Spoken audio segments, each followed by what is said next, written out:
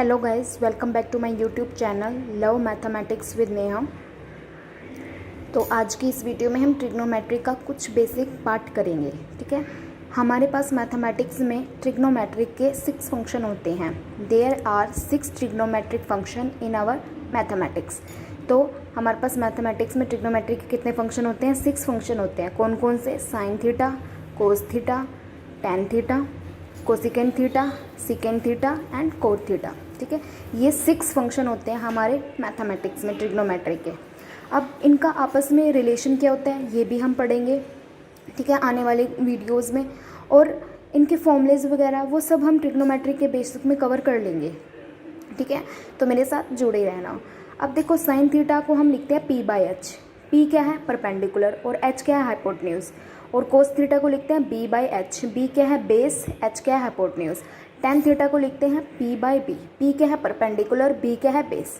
और cosecant theta होता है H by P. Secant theta H by B. And cot theta क्या होता है? B by P. ठीक है, अब देखो, अब ये हाइपोटेन्यूज, परपेंडिकुलर और बेस आया कहाँ से है वो देखते हैं। अब गाइज हमारे पास एक राइट एंगल ट्रायंगल होती है। राइट एंगल ट्रायंगल कौन सी होती है? जिसमें एक एंगल 90 डिग्री का होता है।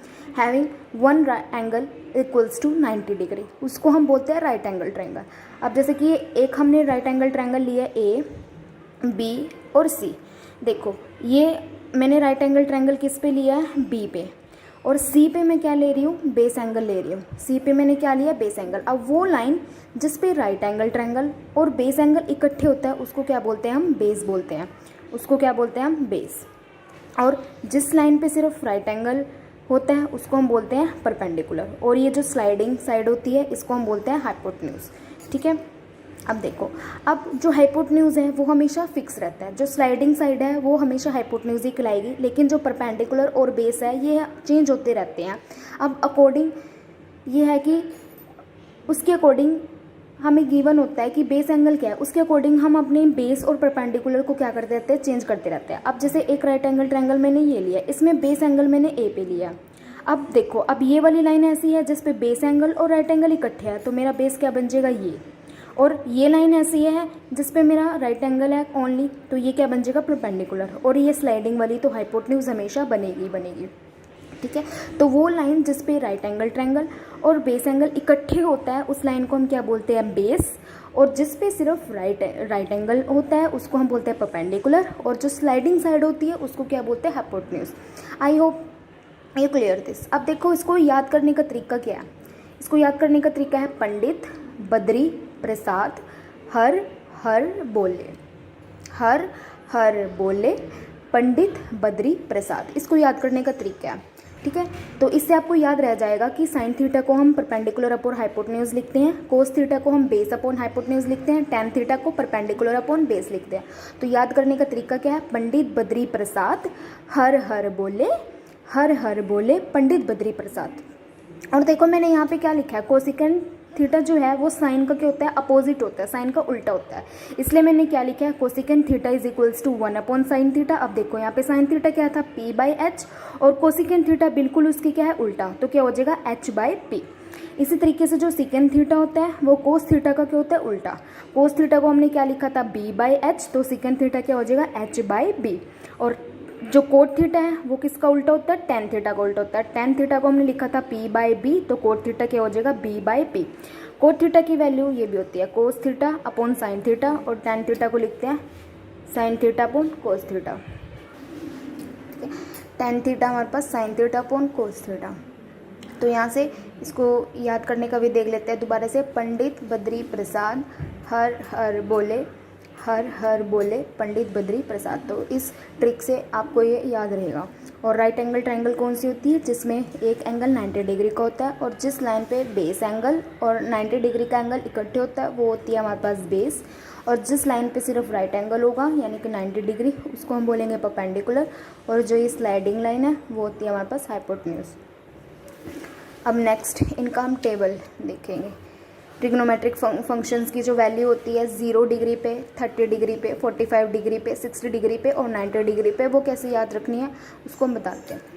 अब देखो, जो पहले 0 से लेकर 90 तक हमने पहले काउंटिंग लिख लेनी है और स्टार्ट कहाँ से करनी है 0 तक। यानी कि अब ये कैसे किया है, ये अपर वाला पार्ट मैंने कैसे किया वो बता रही हूँ। 0 से लेकर 90 तक काउंटिंग लिख लेनी है और स्टार्ट कहाँ से करनी है 0 से।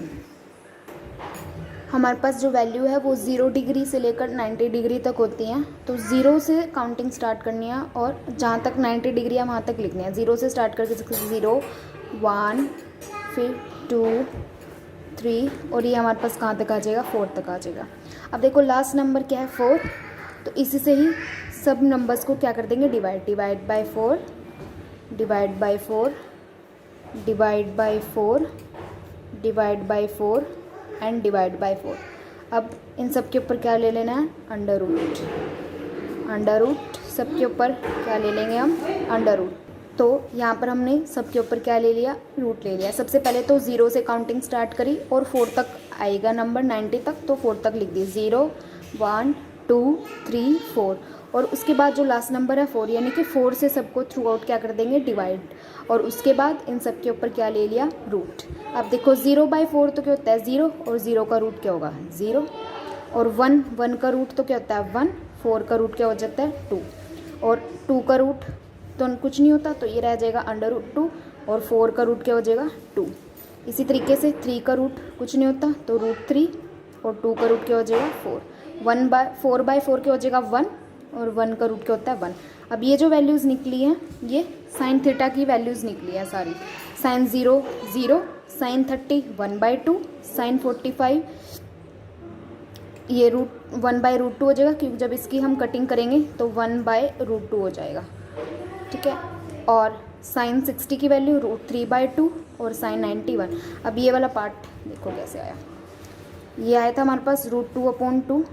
हमने क्या किया √2 से मल्टीप्लाई और √2 से डिवाइड।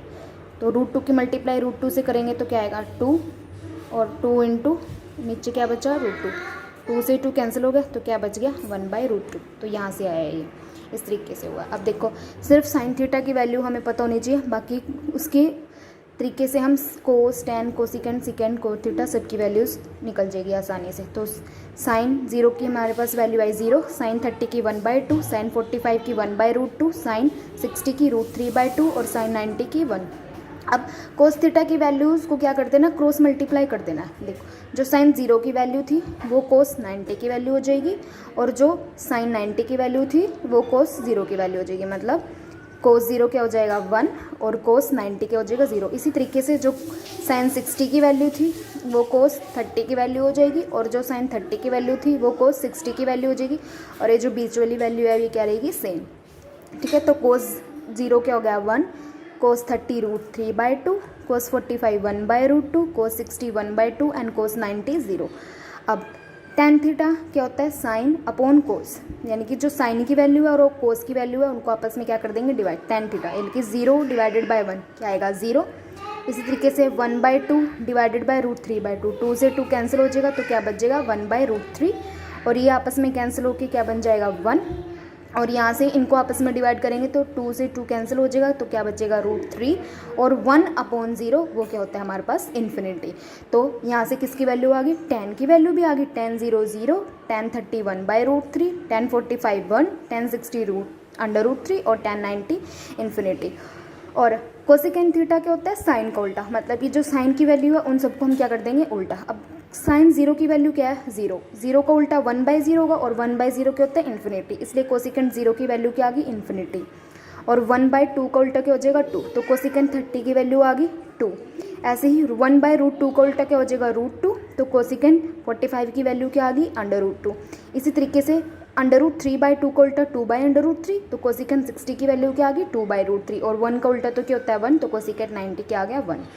अब सीकेंड, और सीकेंड किसका उल्टा होता है कोस का, यानी कि सीकेंड की वैल्यू 1/कोस होती है। अब जो कोस की वैल्यू है उनको उल्टा कर दो, 1 का उल्टा 1 तो सीकेंड 0 क्या आ गया 1, √3/2 का उल्टा 2/√3 तो कोस 30 की वैल्यू क्या आ गई 2/√3 और इसका उल्टा √2 तो सीकेंड 45 की वैल्यू √2 और कोसिकेंड कोस 60 का उल्टा यानी कि 1/2 का उल्टा 2, तो कोसिकेंड 60 की वैल्यू क्या आ गई 2, और 1/0 यानी कि इन्फिनिटी, तो सेकेंड 0 90 क्या आ गया इन्फिनिटी। अब देखो जो साइन थीटा और कोस थीटा में हमें क्या किया था, क्रॉस मल्टीप्लिकेशन करी थी ना, जो साइन 90 की वैल्यू थी वो कोस 0 की वैल्यू होगी, और साइन 0 की वैल्यू इधर आ गई थी, और इनका आपस में क्रॉस मल्टीप्लाई हो गया था। इस तरीके से आप देख रहे होंगे जो कोसिकेंट और सिकेंट है उसमें भी क्रॉस मल्टीप्लिकेशन है। जो कोसिकेंट 90 की वैल्यू है वो सिकेंट 0 की वैल्यू है, और जो कोस ये वाली वैल्यू 0 वाली वैल्यू कोसिकेंट की वो सिकेंट 90 में आ गई। इसी तरीके से कोसिकेंट 2/√3 60 पे, वो किधर आ गया सिकेंट 30 पे। तो इसमें भी आपस में क्या हो रहा है क्रॉस मल्टीप्लिकेशन। अब देखो जो कोट थीटा है वो किसका उल्टा था 1/10, tan थीटा होता है यानी कि tan का उल्टा, तो tan की जो वैल्यू है उनको उल्टा कर देंगे तो किसकी वैल्यू आ जाएगी कोट थीटा की। 1/0, 0 का उल्टा 0, तो कोट 0 0 आ गया। 1/√3 का उल्टा √3, तो कोट 30 की वैल्यू क्या आ गई √3। 1 का उल्टा 1, कोट 45 1, और √3 का उल्टा 1/√3, तो कोट 30 की वैल्यू क्या आ गई 60 की वैल्यू 1/√3। और इसी तरीके से इन्फिनिटी का उल्टा क्या होता है 1/∞, और 1/∞ किसके इक्वल होता है 0 के, तो कोस 90 क्या आ गया 0। ठीक है, तो आई होप आपको समझ में आया होगा। और अगर आप इस तरीके से ये ट्रिग्नोमेट्रिक टेबल याद कर लोगे तो आप कभी नहीं भूलोगे। साइन थीटा की वैल्यू तो यहाँ से आ गई, कोसिकेंट थीटा साइन थीटा और क्रॉस मल्टीप्लिकेशन होते हैं। टैन थीटा क्या होता है sine upon cos, cosecant sine का उल्टा, तो जो साइन की वैल्यू उनको उल्टा कर देंगे कोसिकेंट की वैल्यू आ जाएगी। सिकेंट कोस का उल्टा, कोस की वैल्यू इसको उल्टा कर देंगे अपोजिट कर देंगे तो सिकेंट की वैल्यू आ जाएगी। और कोट होता है टैन का अपोजिट, टैन की वैल्यू को अपोजिट करेंगे तो किसकी वैल्यू आ जाएगी कोट की value. I hope you like this. Okay guys, thanks for watching my video. अब मिलते हैं नेक्स्ट वीडियो में, और जो नेक्स्ट वीडियो है वो कुछ दिनों के बाद आएगी, because I have some urgent work. So guys thanks for watching my video and keep supporting. Thank you guys.